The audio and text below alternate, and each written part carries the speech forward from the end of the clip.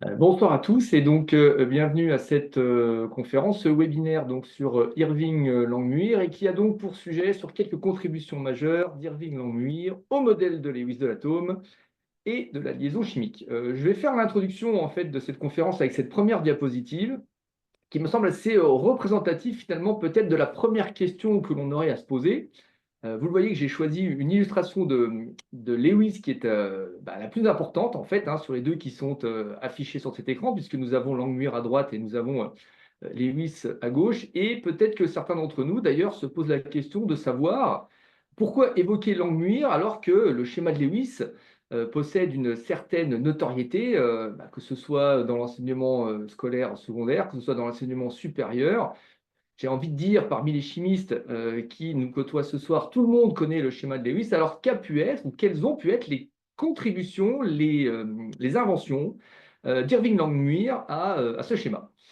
Eh bien, en fait, pour répondre à cette question, il faut recontextualiser les événements dans leur époque. Et il faut commencer par faire un bond en arrière, il faut faire un bond dans le temps, il faut retourner dans les années 1930 pour regarder ce qui se passe au niveau de la chimie à cette époque-là. Si on ouvrait des ouvrages de chimie vers 1935, on découvrirait qu'il existe effectivement un modèle cubique et statique de l'atome qui s'appelle le modèle de Lewis-Langmuir. On découvrirait aussi, notamment dans le traité de chimie organique dirigé par Victor Grignard, qu'il existe une règle d'organisation des électrons qui occupent la partie supérieure de l'atome, qui s'appelle la règle de Lewis-Langmuir. Donc en fait, Langmuir est reconnu à son époque comme étant un contributeur non négligeable aux idées de Lewis. Vous voyez d'ailleurs deux illustrations sur cette première diapositive. Celle du bas vous est peut-être connue, elle est issue de l'article célèbre dont nous allons parler tout à l'heure, qui est donc issu des travaux donc, de Lewis, avec cet atome cubique, dont on peut déjà entrevoir comment deux atomes cubiques vont pouvoir s'associer pour former une molécule. Et les schémas que vous avez au-dessus, donc euh, ce que Langmuir appelle des diagrammes, eh bien, en fait, sont issus de son propre article, qui fait donc une contribution non négligeable au travail de Lewis en 1919. Nous allons y revenir également. Et vous le voyez, lui aussi utilise de manière importante cette représentation cubique de l'atome. Voilà pourquoi nous allons nous interroger sur les contributions de Langmuir aux travaux de Lewis. Alors bien évidemment, cette conférence de ce soir fait suite au colloque organisé l'an dernier au mois de mars 2024 par Xavier Bataille, concernant justement les apports à la fois scientifiques, historiques, didactiques et pédagogiques des travaux de Lewis, alors au sens plutôt large du terme, colloque auquel ont notamment participé Julien Lalande et Julien Valentin, en plus de Xavier Bataille et de moi-même. Colloque qui a nourri notre réflexion et qui a fait que nous avons écrit avec Xavier Bataille deux articles sur Lewis et sur Langmuir qui ont été publiés donc, dans le bulletin du nom des physiciens du mois de janvier 2025. Et cette conférence s'appuie en partie sur ces articles et va prolonger l'article dédié à Langmuir. Voilà, eh bien, j'ai envie de commencer par une première question. D'après ce que je viens de dire, faut-il parler du modèle de Lewis ou serait-il plus juste, voire plus audacieux, de revenir, comme on le faisait, vous le voyez, il y a une centaine d'années, au modèle de Lewis-Langmuir? Alors, pour préciser les choses, peut-être commencer par resituer ce qu'est ce fameux modèle de Lewis de l'atome et de la connexion chimique. Les idées donc de Lewis commencent à mûrir à partir de 1902, comme il le raconte d'ailleurs dans un article ultérieur, et c'est un modèle qu'il va mettre en place pour décrire les atomes en utilisant les connaissances découvertes de son époque, puisque entre 1902, première date à laquelle il réfléchit à cet atome, et 1916, il se passe des choses dans le monde de la chimie, et donc notamment, on va découvrir l'électron, on va découvrir le noyau atomique, ce qui fait qu'en 1916, eh bien, Lewis va se lancer et dans le Journal of American Chemical Society, il va publier l'ensemble de ses réflexions. Alors, quelles sont les idées majeures que l'on va trouver dans cet article de 1916? Eh bien, tout d'abord, Lewis a une conception cubique de l'atome. Il y a donc un noyau chargé positivement autour duquel sont organisés sur des coquilles concentriques et de forme cubique des électrons. Les positions des électrons par rapport au noyau, forcément, sont sensibles aux répulsions et aux attractions électrostatiques qu'il peuvent y avoir au global dans cette structure. Et donc, elles vont aller occuper les sommets d'un cube. Et très rapidement, Lewis indique dans son article qu'il y a une organisation particulière. Lorsque ces atomes possèdent sur toutes leurs coquilles eh bien, 8 électrons, nous sommes dans une configuration, une structure qui est stable. Voilà. Il va parler d'une règle de 8. Alors, on peut déjà le voir ou l'entrevoir sur ce schéma qui est assez intéressant. Que va-t-il se passer lorsqu'un atome n'aura pas 8 électrons sur sa couche, sur sa coquille externe?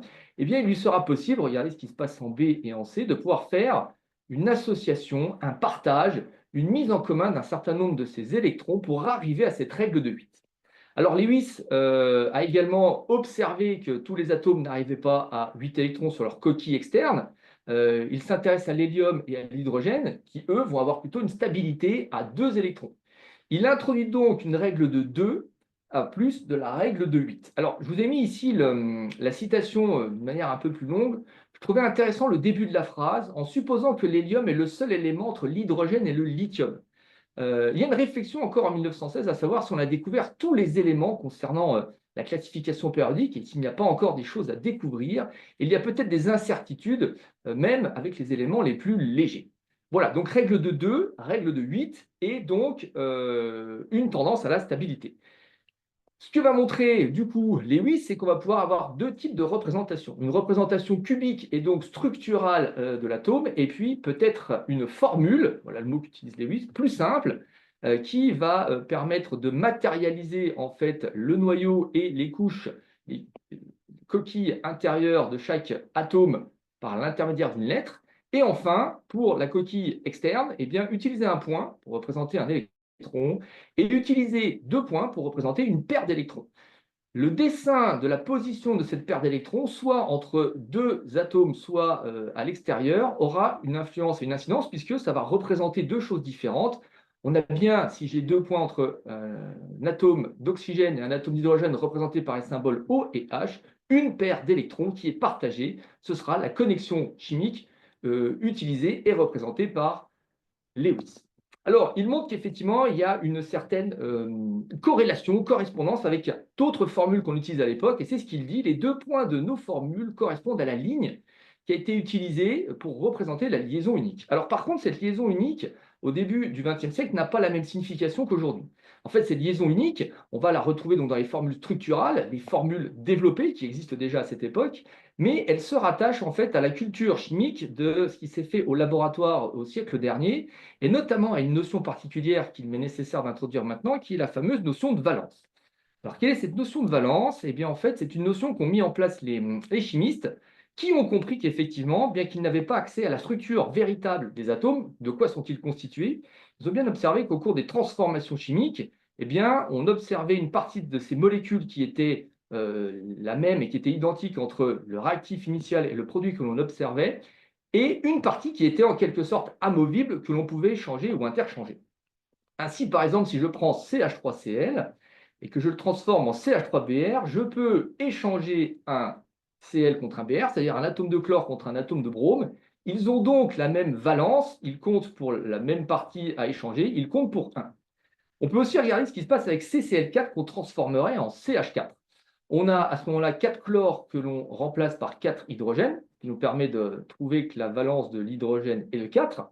Et au passage, on voit aussi que le carbone peut échanger jusqu'à 4 espèces, donc que sa valence à lui est de 4. Donc hydrogène, valence de 1, brome, valence de 1, chlore, valence de 1, et pour le carbone, une valence de 4. Alors à partir de là, on peut dessiner, on peut représenter des formules qui sont donc des formules développées, et vous voyez ce trait va représenter cette valence, il va indiquer qu'il y a bien une connexion, une association, même si on ne sait pas à quoi ça correspond pendant ce 19e siècle, et on va pouvoir associer cette notion de valence à ce trait dans ces chimies, dans ces représentations structurales. Alors c'est ce que va expliquer Lewis, c'est-à-dire qu'il va y avoir deux types de schémas qu'on va pouvoir utiliser et associer le trait tel qu'il avait dit, qu'on va retrouver dans les formules classiques utilisées à l'époque, qui sera totalement équivalent aux 2 points de son modèle qui se trouvent entre deux atomes, là où les électrons sont partagés, qui crée bien cette connexion chimique. Et c'est bien ce qu'il rappelle. Ce type d'union que nous avons décrit jusqu'à présent, bien qu'il implique 2 électrons communs par 2 atomes, est couramment utilisé dans les formules graphiques. Donc, on a bien 2 représentations avec des idées qui sont relativement proches, mais différentes. Voilà, alors vous voyez que ça fait beaucoup de choses, et encore, on n'a pas tout dit sur les idées extrêmement riches de cet atome que présente donc Lewis. Et vous le voyez aussi, ce modèle va sortir en 1916, c'est-à-dire qu'il est dans une période et dans un contexte géopolitique assez compliqué, puisque aux États-Unis, l'an suivant, donc en 1917, les États-Unis vont rentrer en guerre, ce qui fait que la diffusion de ce modèle va être retardée et va être légèrement compliquée. D'autre part, de l'autre côté de l'océan Atlantique, eh bien, les physiciens européens ont quant à eux développé d'autres modèles. On a ce modèle que l'on vient de présenter, qui a été qualifié de modèle statique parce que dans celui-ci, les électrons sont immobiles, ils sont positionnés à des endroits particuliers de l'espace, notamment entre deux atomes pour faire des liaisons. Mais des physiciens comme Ernest Rutherford, comme Niels Bohr, ou encore comme Arnold Sommerfeld, eux, se sont intéressés à observer l'électron et à le représenter comme étant en mouvement. Le modèle planétaire d'Ernest Rutherford en est un éloquent exemple. On a les électrons que l'on imagine tourner autour du noyau comme la Lune tournerait autour de la Terre. Donc des électrons en mouvement, des électrons donc dynamiques dont on peut calculer les énergies, les moments cinétiques et donc éventuellement mesurer les émissions de radiation. Il va y avoir des mesures qui vont pouvoir confirmer que ces modèles en fait sont en train de se rapprocher de ce qui semble être la réalité. Voilà, donc ce qui fait que pour les physiciens, il y a un modèle, finalement, il y a un atome physique, et pour les chimistes, il y a un modèle qui fonctionne bien, notamment en chimie organique, mais finalement, ces deux modèles se parlent-ils? Peuvent-ils être en opposition ou en complétude? Alors, ce qui fait que le modèle de Lewis va passer relativement inaperçu pour commencer, jusqu'à ce qu'effectivement, une personne en particulier s'y intéresse et s'y intéresse grandement, et c'est donc Irving Langmuir. Voilà, donc, je vais présenter quelques éléments de biographie donc, de ce chimiste qui a fait ses études en France et aux États-Unis, qui ensuite a passé un doctorat en physico-chimie, notamment sous la direction de Walter Nernst, donc en partie à Göttingen, l'un des centres, on va dire, les plus renommés de l'époque en ce qui concerne la physico-chimie.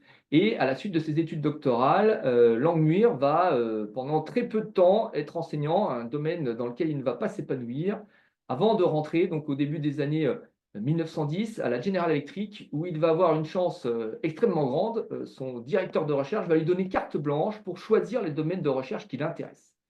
Et il va découvrir donc ce fameux modèle de l'atome de Lewis et la manière avec laquelle il conçoit la liaison chimique par partage d'électrons, ce qui va grandement l'inspirer. Alors il va lui aussi nourrir sa réflexion pendant plusieurs années, il va noter ses idées dans plusieurs carnets et il va discuter avec ses collègues. Il va entrer en contact avec Lewis pour avoir plus d'informations concernant sa vision de ce modèle. Et en 1918, notamment, il rencontre Ernest Rutherford qui l'encourage à publier. Alors, Rutherford, nous venons de le présenter juste avant, qui d'ailleurs a encouragé Bohr à publier sur son modèle dynamique. Ici, il encourage Irving Langmuir à publier sur son modèle statique. On voit l'ouverture d'esprit donc, de ce personnage dans le domaine de la science et donc de cette histoire de la physique et de la chimie. Voilà, donc quelques conférences, quelques réflexions, conférences à l'interne, quelques réflexions, quelques échanges. Et donc, du coup, en 1919, Irving Langmuir va se lancer. Il va proposer à son tour un article dans lequel il va revenir en partie sur les idées de Lewis, qu'il va tenter d'améliorer, de réformer, de préciser. Bref, il va véritablement s'inspirer et rendre, pas hommage, mais rendre véritablement compte de l'importance qu'il trouve à ses yeux de cet important modèle. Voilà, donc on va trouver une structure assez similaire dans le début de cet article, et puis très rapidement, Langmuir va se focaliser sur plusieurs points qui ont été proposés par Lewis, et notamment cette organisation des électrons. La structure de l'article au début fonctionne par postulat, tout comme dans l'article de Lewis, et notamment le fait que cette organisation par 8 est véritablement une sorte de pierre d'achoppement dans la réflexion donc, de Langmuir, et il faut donner un nom particulier à cette organisation de 8 électrons, et donc ce groupe va s'appeler l'octet. Et bien évidemment, la règle de 8 de Lewis va devenir la règle de l'octet. Au passage, Langmuir n'oublie pas qu'effectivement, il existe des associations d'électrons par 2 qui seront des paires stables. Et donc, dans un autre article de 1921, il va choisir un mot pour définir ce duo d'électrons. Le mot, c'est un duplet, qui peut également se traduire en français par duet. Et donc, va donc apparaître la règle de l'octet et la règle du duet. Concernant justement ces paires d'électrons partagés qui étaient extrêmement importantes pour Lewis, eh bien, Langmuir va montrer qu'on va pouvoir les déterminée par un calcul et une formule mathématique relativement simple qu'il propose toujours dans ce même article. Voilà, donc on va avoir une structure dans laquelle on va compter le nombre d'atomes qui vont se retrouver à l'octet, ce sera n, ce nombre d'octets. On comparera ce nombre au nombre d'électrons engagés dans la structure, et à l'aide de ce calcul mathématique, on va pouvoir trouver le nombre de paires d'électrons qui font ces fameuses liaisons, ces connexions chimiques entre deux espèces. Cette formule ou cette méthodologie vous dit peut-être quelque chose. Si vous avez été enseignant ou si vous avez été étudiant en chimie, il y a encore quelques années, peut-être avez-vous croisé cette méthode qui était proposée dans les enseignements pour aider à dessiner un schéma de Lewis en comptant justement un certain nombre d'électrons afin de savoir combien de traits on allait mettre entre deux espèces afin de pouvoir réussir au mieux le schéma de Lewis. Ben, vous voyez qu'en fait, cette approche mathématique, j'ai envie de dire, et culturelle associée au schéma de Lewis n'est pas une idée de Lewis. C'est encore une fois, avec l'octet, avec le duet, c'est une idée, un développement proposé par Langmuir. Et peut-être que vous avez appris à faire les schémas de Lewis autrement, ou peut-être que vous enseignez la manière de faire des schémas de Lewis autrement. C'est en forgeant qu'on devient forgeron, donc c'est à force de dessiner des schémas de Lewis qu'on a de plus en plus de facilité à savoir comment dessiner un atome d'oxygène, quel type d'environnement on va lui mettre en termes de liaison qu'il peut faire. Eh bien, en fait, c'est aussi une autre école, j'ai envie de dire, de pensée. C'est une autre analyse qui a été faite par un autre chimiste assez illustre, lui aussi, très inspiré par les travaux de Lewis. C'est bien évidemment Linus Pauling qui va s'intéresser à décrire à l'aide de la mécanique quantique ce que sont les liaisons simples, ce que sont les liaisons multiples, ce que sont les liaisons délocalisées. Il fera notamment des conférences à Berkeley à l'invitation de Lewis dans les années 40.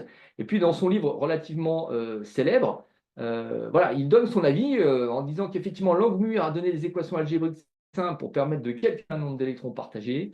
Eh bien, ces équations ne sont pas forcément nécessaires, puisque l'on peut, avec un peu de pratique, écrire facilement des formules électroniques de ce type.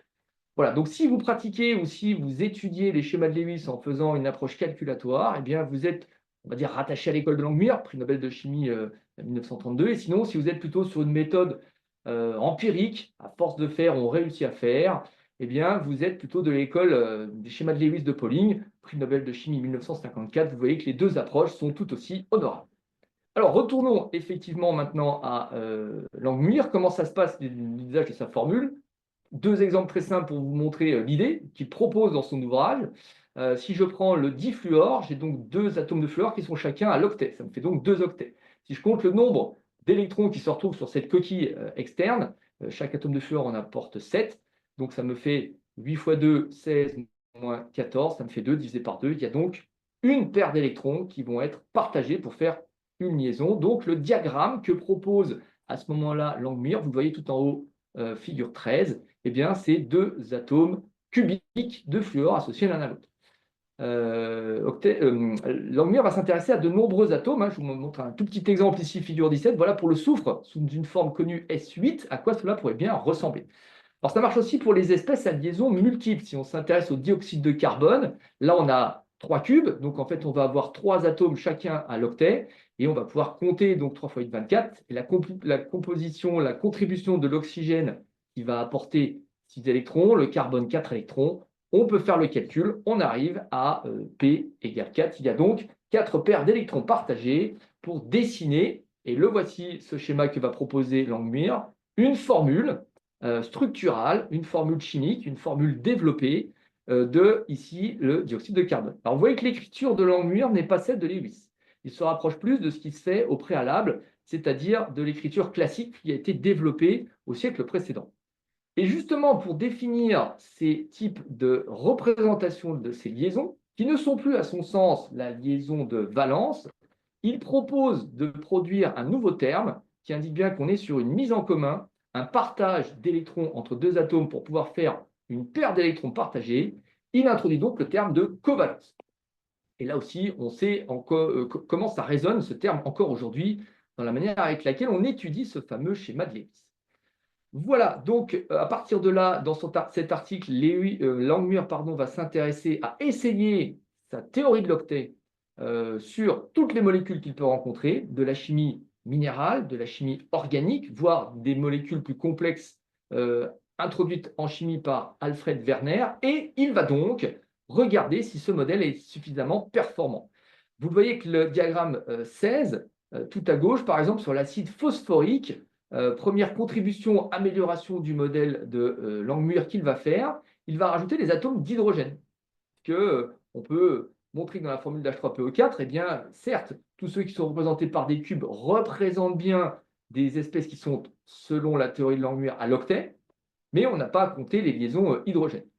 Vous le voyez aussi quand on fait le calcul avec cette formule, donc j'ai remis le petit tableau en haut, hein, on arrive à une covalence de 4, et avec une covalence de 4, la formule que propose Langmuir à droite n'est pas satisfaisante. Il y a donc certaines molécules qui ne permettent pas d'être décrites correctement par les travaux de Langmuir. Alors ce qu'il va faire, hein, puisqu'il va publier plusieurs articles sur le sujet, il va développer de nouvelles formules. Alors elles sont à droite, je ne vais pas rentrer dans le détail, ça vous permet juste de voir cette illustration, mais pour les atomes comptés, donc la covalence apportée par l'hydrogène, pour des atomes comme l'azote, remodifier la formule pour tenir compte effectivement des liaisons supplémentaires.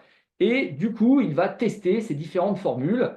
On peut donner un exemple sur le chlorure d'ammonium que l'on connaît à l'époque et que l'on sait être une espèce qui peut être soit considérée comme étant ionique, soit considérée comme étant moléculaire. Et bien, vous voyez qu'avec sa première formule, puis dans le premier tableau, on arrive à une covalence de 0, P égale 0. Et donc, qu'est-ce que ça veut dire? Ben, pas de liaison entre l'atome d'azote et l'atome de chlore. À ce moment-là, on aurait affaire à deux structures qui seraient ioniques. Le modèle de Langmuir ne permet pas d'expliquer cette ionicité, en tout cas, il ne rentre pas dans cette organisation. Le calcul en dessous, même chose, avec la nouvelle formule, nous amène à une covalence de 4. Ça décrit bien, en fait, apparemment, un atome d'azote associé à 4 atomes d'hydrogène, mais là encore, la performance du modèle de Langmuir atteint ses limites. Il y a également d'autres espèces qui lui posent problème, comme BF3, le trifluorure de bore, où là aussi, il n'y a que 3 liaisons qui se font, 3 partages d'électrons, 3 paires qui sont associés entre le bore et le fluor, et à ce moment-là, on n'est pas à l'octet. Et bien évidemment, les molécules qui sont à droite, vous le voyez, NiCO4 4 fois, FeCO 5 fois, vont poser problème là aussi à Langmuir, qui va proposer, vous le voyez en bas à gauche, petit 3, une énième formule. Donc la volonté de vouloir faire fonctionner ce modèle, mais vous le voyez, un modèle qui finalement a un certain intérêt, mais a certaines limites. Alors comment ce modèle est-il perçu par la communauté scientifique? Eh bien, tout d'abord, on peut dire qu'il va gagner en notoriété. Il va gagner en notoriété parce que Langmuir est un très bon communicant. Il va faire une douzaine d'articles d'ailleurs sur ce domaine. Et il fait des conférences, donc il popularise ce modèle, tant et si bien que parfois on pense que c'est lui qui en est finalement l'instigateur et que Lewis a été un contributeur de ce modèle. Et ce modèle est assez apprécié de la part des chimistes organiciens et des chimistes en général. Cependant, vous le voyez, l'époque à laquelle nous allons poursuivre cette histoire, puisque Lewis va donner son avis sur le modèle de Langmuir en 1923, de l'autre côté, encore une fois, de l'Atlantique, se sont poursuivis les développements du modèle de l'atome physique avec 1922, le prix Nobel de physique attribué à Niels Bohr pour son modèle de l'atome avec donc ces électrons plutôt dans une représentation dynamique.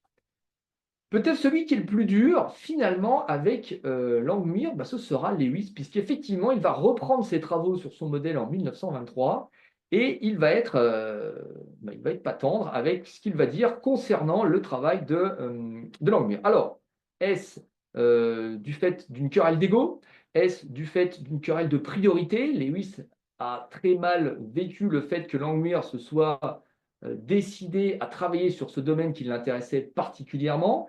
Il a toujours réfuté le fait qu'il y ait eu une collaboration entre leurs deux noms, hein, et donc il le rappelle régulièrement. Les travaux de Langmuir n'ont rien à voir avec ses propres travaux.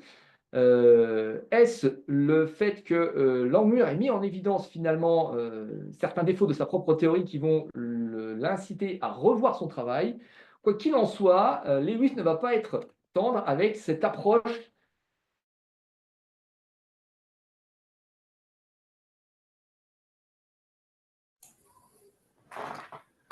On a une petite interruption.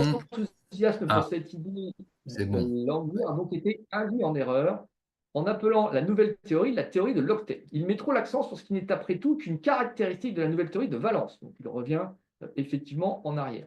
Vous voyez, il reprend ensuite sa dénomination à lui. La règle des 8, malgré sa grande importance, est moins fondamentale que la règle des 2, la paire d'électrons, surtout lorsqu'elle est maintenue conjointement par deux atomes, et constitue ainsi la liaison chimique, l'élément essentiel de la structure.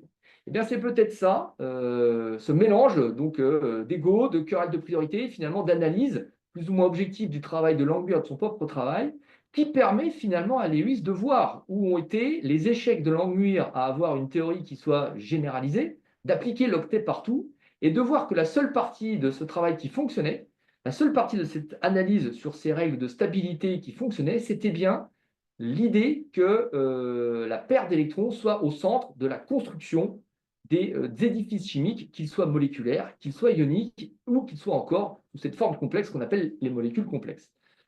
C'est ça qui va, par la suite, inspirer de nombreux physiciens et théoriciens. Donc, cette mise en avant, donc, cette mise en lumière de cette paire d'électrons, notamment Wolfgang Pauli, qui va travailler sur son principe d'exclusion, et puis Hettler et London, qui en 1927 vont s'intéresser justement aux deux électrons qui forment la liaison de la molécule de dihydrogène et comment on va pouvoir apporter un traitement de mécanique ondulatoire et ou quantique pour pouvoir résoudre les problèmes concernant cette paire d'électrons. Bien, donc, en conclusion,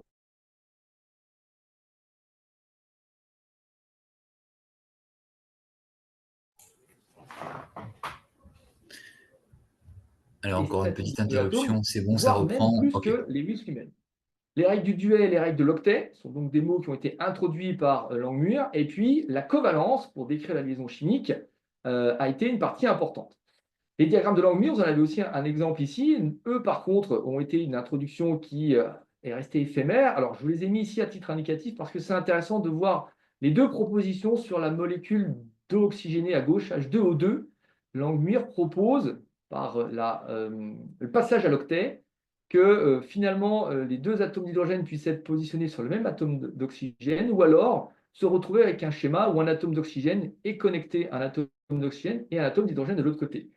Ce n'est pas incohérent puisqu'il existe une théorie de l'oxonium à l'époque, qui est analogue à la théorie de l'ammonium. On imagine un oxygène ayant une valence ou une covalence de 4. Donc à ce moment-là, on peut imaginer qu'il fasse le partage de 4 paires d'électrons. Ça va bien évidemment permettre à Langmuir de poursuivre sa réflexion, notamment il va tenter de s'intéresser aux molécules ioniques et proposer donc une électrovalence qui va être utilisée pendant un temps avant de disparaître.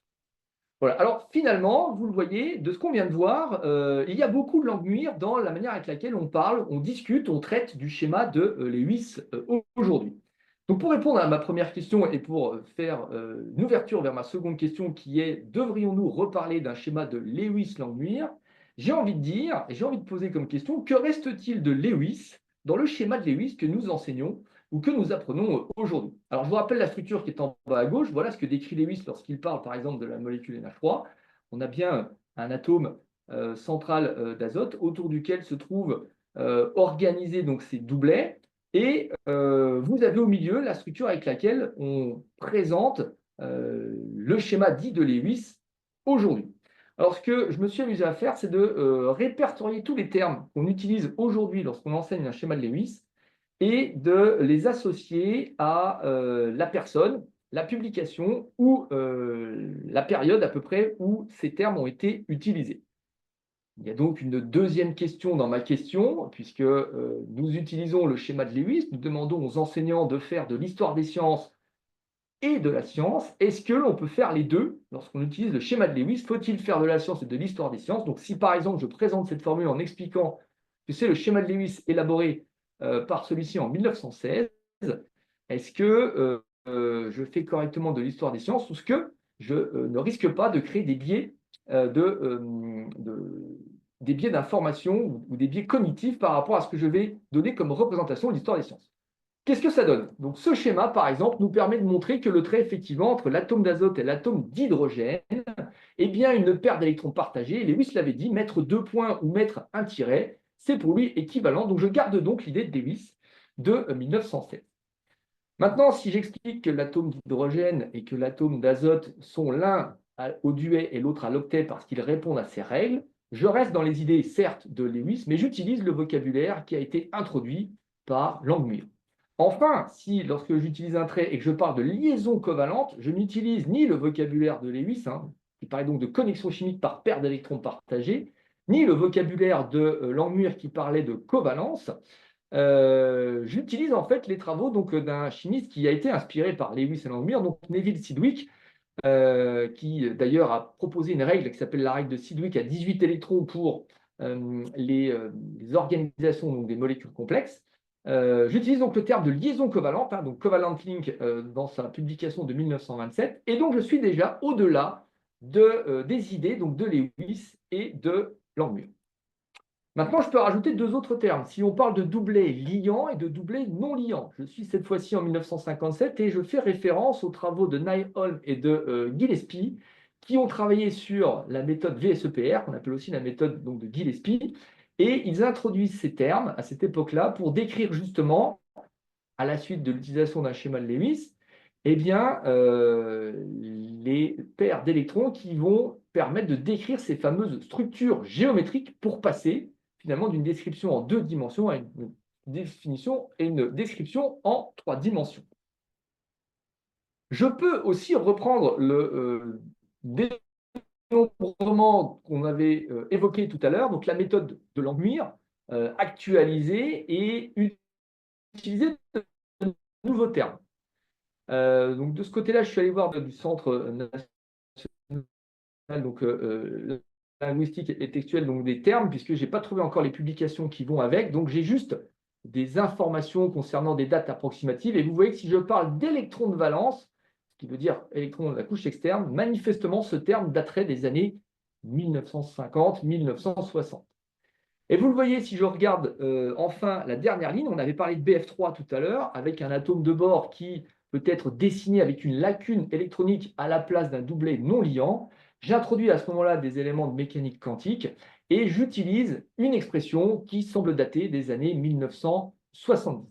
Voilà. Est-ce que ce schéma de Lewis a encore quelque chose à voir avec l'idée de Lewis? Eh bien, en fait, la réponse est oui et non, parce que forcément, il est devenu beaucoup plus que ça. Ce schéma, qui est donc une forme structurelle, qui est basé initialement sur les idées de Lewis à partir de 1916, eh bien, en fait, il est plus que Lewis. Il reprend bien évidemment les idées initiales de Lewis. Il s'intéresse aussi à ce qui se faisait avant Lewis, donc les formules chimiques, une partie de la chimie structurale, et il rend compte de certaines découvertes, de certaines améliorations qui ont été faites à la suite des travaux de Lewis, qui sont notamment des notions de mécanique quantique. Donc, ce qui est intéressant de montrer ici, c'est qu'on voit toute la richesse, encore une fois, de la chimie et de son histoire. Et il serait judicieux, à mon sens, de présenter peut-être d'abord la science concernant l'utilisation de ce schéma de Lewis, en étant le plus évasif possible sur la partie historique, et dire qu'effectivement, ce schéma a été conçu à partir des idées de Lewis en 1916, et peut-être revenir ensuite sur ce schéma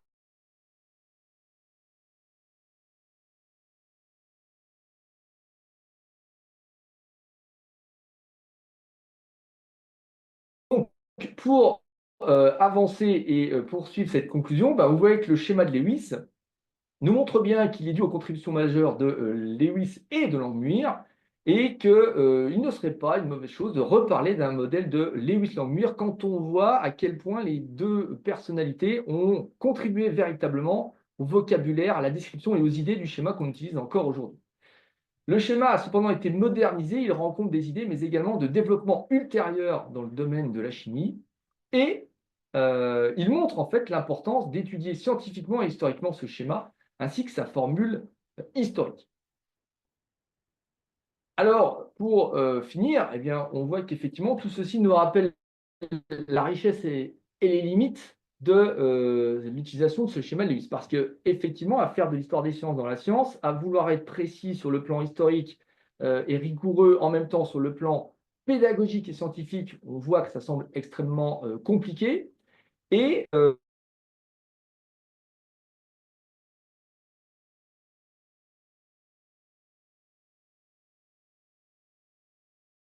la question pourrait se poser à ce moment-là, de la part des élèves notamment, ou alors de la part des enseignants, ou qu'il est limité.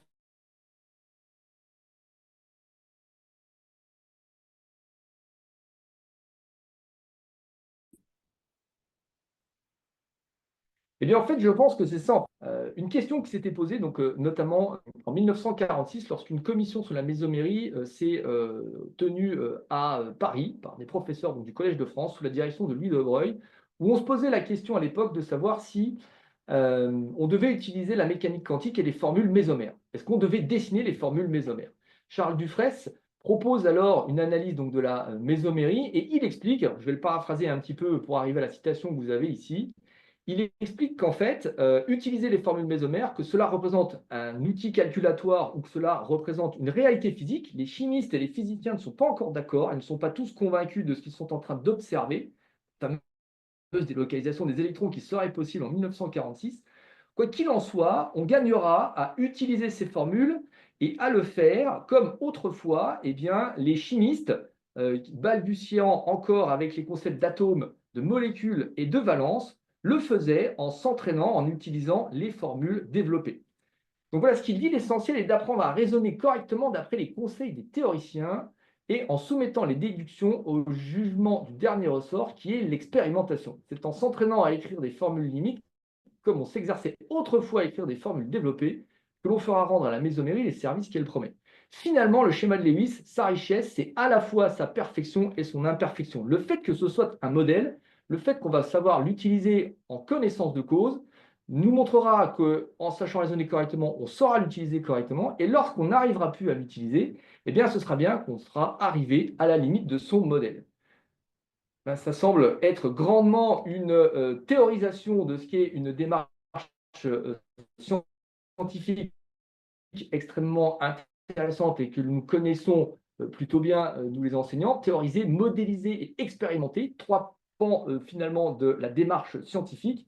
Et nous venons de voir qu'effectivement, avec ce schéma de Lewis, eh bien, il y a une histoire extrêmement intéressante à raconter et des réflexions qui vont encore pouvoir se faire autour de ce modèle extrêmement riche auquel Irving Langmuir a donc fait des contributions majeures. Merci de votre attention.